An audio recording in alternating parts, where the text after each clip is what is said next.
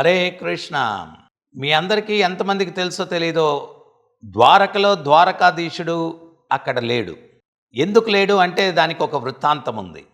ఒకసారి డాకోర్ అనేటువంటి గ్రామం నుంచి ప్రతి సంవత్సరం ఒక భక్తుడు ద్వారకాధీశుడిని దర్శనం చేసుకునేదానికి వచ్చేవాడు. అయితే ఆయనకు బాగా వృద్ధాప్యం వచ్చిన తర్వాత వచ్చి భగవంతుడిని దర్శనం చేసుకున్న తర్వాత చాలా దుఃఖంతో భగవంతునితో మాట్లాడుతూ ఉన్నాడు. స్వామి, ప్రతి సంవత్సరం మీ దర్శనం కోసం వచ్చేవాడిని, ఇంక వృద్ధుణ్ణి అయిపోయాను, ఇంక వచ్చేదానికి అవకాశం లేదు. ఈసారే చాలా కష్టంగా వచ్చాను నేను.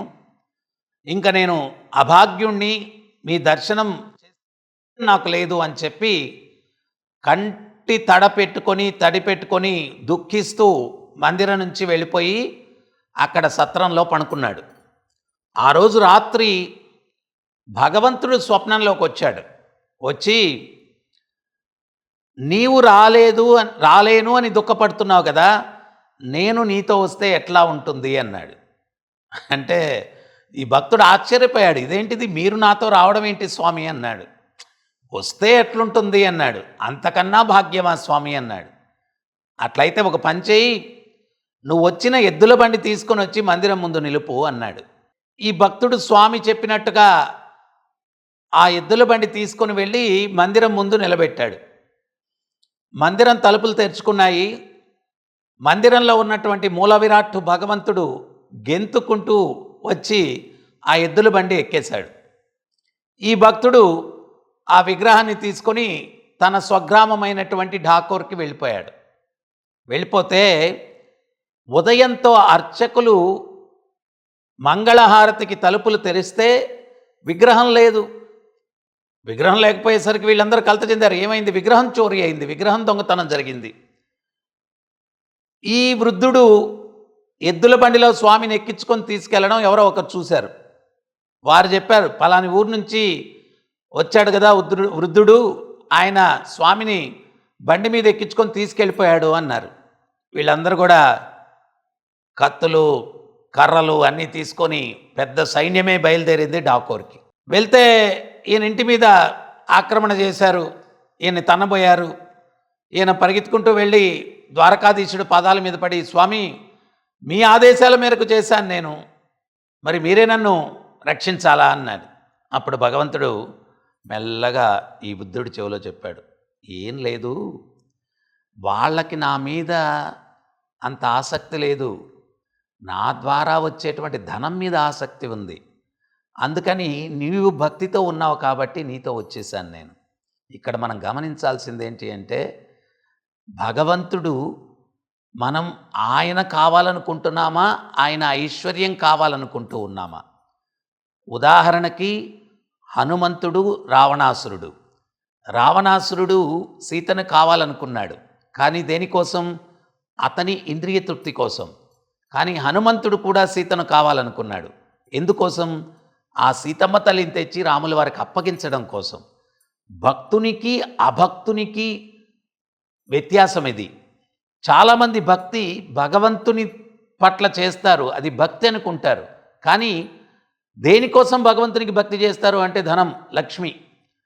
ఆ లక్ష్మి దేనికి? మళ్ళా తిరిగి భగవత్ సేవలో వినియోగించడానికా? కాదు, వాళ్ళ ఇంద్రియ భోగానికి. అది రావణ ప్రవృత్తి. కానీ హనుమంతుని ప్రవృత్తిలాగా ఉండాలి భక్తిలో. హనుమంతుడు ఎట్లాగా సీతమ్మను తెచ్చి రాముల వారికి అప్పగించాలనుకున్నారో ఆ రకంగా ఉండాలి భక్తి అంటే.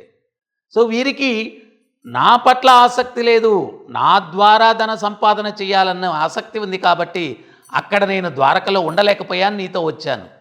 ఒక మాట చెప్పు వారికి. ఏంటి స్వామి అన్నాడు ఈ వృద్ధుడు. నాతో సమానమైన బంగారాన్ని తూచిచ్చేస్తానని చెప్పు అన్నాడు.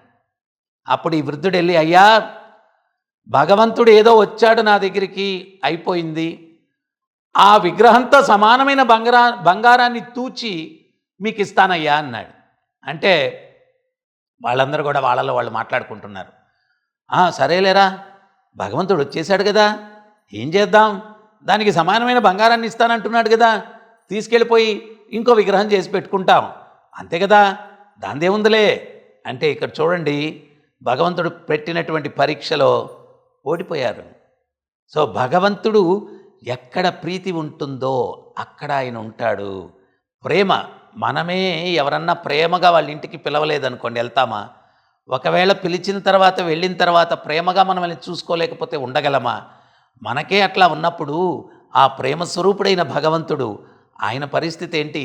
ఈ భౌతిక జగత్తులో మనం అల్పజనులం, మనం ఇక్కడ ఉండేది. ఆధ్యాత్మిక జగత్తులో బ్రహ్మ సంహితలో బ్రహ్మ చెప్తాడు, లక్ష్మీ సహస్ర శత సంభ్రమ సేవ్యమానం. సహస్ర కోటి లక్ష్ములు ఆయన్ని సేవించుకుంటూ ఉంటారంట ఆధ్యాత్మిక జగత్తులో. అటువంటి పరిస్థితిని వదిలిపెట్టి మనములు అర్హత లేనటువంటి వ్యక్తులం మన దగ్గరకు వచ్చి ప్రేమ లేకుండా ఉంటే ఆయన ఉండాల్సిన అవసరం ఏముంది? సో ఈ వ్యక్తులు అంగీకరించేశారు. మరుసటి రోజు పెద్ద తక్కిట ఒక చెట్టుకు కట్టారు. భగవంతుడి విగ్రహాన్ని ఒక సైడ్ పెట్టారు. ఇంకో పక్క, స్వామి మీతో సమానమైన బంగారాన్ని ఇస్తానని చెప్పి చెప్పమన్నారు, నా దగ్గర అంత ఎక్కడుందయ్యా? ప్రతిసారి నన్ను సంకటంలో పెడతారు కదా స్వామి అన్నాడు ఈ భక్తుడు. అప్పుడు అన్నాడు స్వామి, ఏ భక్తా, తులసీ దళంతో సమానమైన బంగారం లేదంటయ్యా నీ దగ్గర అన్నారు. అదైతే బ్రహ్మాండంగా ఉంది స్వామి అన్నాడు. ఒక తులసీ దళం, దాంతో సమానమైన బంగారం రెండూ తీసుకెళ్ళి ఆ తక్కెట్లో వేసేయి అన్నాడు. ఈయన ఆ తులసీ దళాన్ని ఆ యొక్క దానికి సమానమైన బంగారాన్ని తీసుకుని వెళ్ళి తక్కెట్లో వేశాడు. భగవంతుడు తూగిపోయాడు. వీళ్ళందరూ కూడా మోసం మోసం అన్నారు. అయ్యా ఎంత తూగుద్దో నాకేం తెలుసు, సమానమైనటువంటి బంగారాన్ని ఇస్తానన్నాను, ఇది వేశాను, తూగిపోయాడు స్వామి, తీసుకెళ్ళండి అన్నారు. ఆ ఊరు పెద్దలు కూడా దానికి అవును, ఆయన ఎంత బంగారం అని చెప్పలేదు కదా, విగ్రహానికి సమానమైన బంగారం అన్నాడు కదా, దానికి తూగింది ఇదే, తీసుకుని వెళ్ళండి అని చెప్పి ఆ ఊరు పెద్దలు కూడా గట్టిగా వాళ్ళు వీళ్ళని దండించారు. వీరు నిరాశగా తిరిగి వెళ్ళిపోయారు. ఆ స్వామి ద్వారక నుంచి ఆయన డాకోర్కు వచ్చి ఆయన ఉన్నాడు. సో ఇప్పుడున్నటువంటి విగ్రహం, ద్వారకలో ఉన్నటువంటి విగ్రహం ఈ యొక్క మొట్టమొదట ఒరిజినల్గా ఉన్నటువంటి ద్వారకాధీశుడు కాదనమాట. అక్కడున్నటువంటి ముఖ్యమైనటువంటి ద్వారకాధీశ విగ్రహం ఆ భక్తునితో ఎన్నో వందల సంవత్సరాల కిందట డాకోర్కి వెళ్ళిపోయింది. ఆయన నమూనా విగ్రహాన్ని ఇప్పుడు ద్వారకలో పెట్టి పూజిస్తూ ఉన్నారన్నమాట.